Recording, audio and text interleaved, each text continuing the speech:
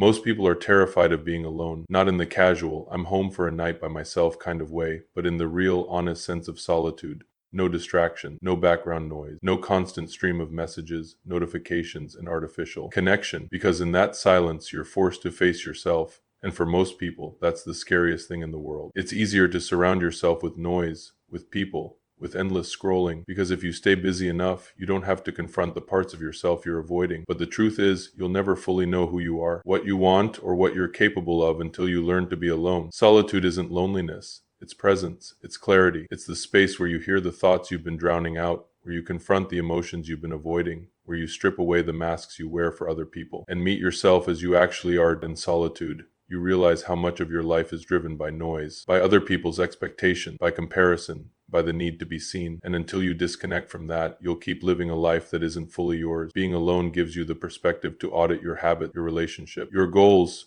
to ask yourself if you're actually living in alignment with who you want to be, or just moving through life on autopilot, reacting to everything around you. And it's uncomfortable at first, because when the noise fades, the truth gets loud. You'll realize how much time you waste, how many excuses you make, how often you betray your own standard. But that discomfort is where growth happens. Some of the most powerful decisions you'll ever make will be made in solitude. The decision to leave a toxic relationship, to quit a job that drains you, to start the thing you've been avoiding, to cut off the people holding you back. Those choices aren't made in crowded rooms or over text thread. They're made in the quiet moments when you finally get honest with yourself, and those moments don't happen unless you create them. You have to choose to unplug, to sit in silence, to walk without music, to eat without a screen, to be alone with your thoughts long enough to hear what they're actually saying. Solitude sharpens you. It builds resilience. It teaches you to be self-reliant, to validate yourself, to entertain yourself, to comfort yourself, to push yourself. Because if you can't be alone with you, why would anyone else want to be? The most confident people you'll ever meet aren't the ones surrounded by crowds. They're the ones who are perfectly at peace in their own company, who don't need constant reassurance, who don't chase attention,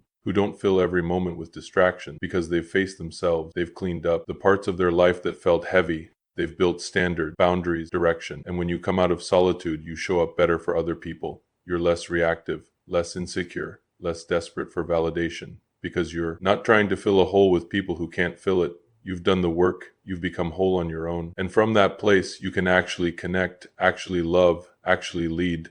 The world sells you the idea that you need to be constantly connected, constantly entertained, constantly stimulated. But that's how you stay weak. That's how you stay lost. Strength is built in solitude. Clarity is built in solitude. Discipline is built in solitude. And if you're serious about building a life worth living, you need to make room for it. Not once a year on a retreat, every day, even if it's 10 minutes, even if it's one walk, even if it's a quiet cup of coffee before the world wakes up. Make space for yourself. The version of you you're chasing is waiting in the silence.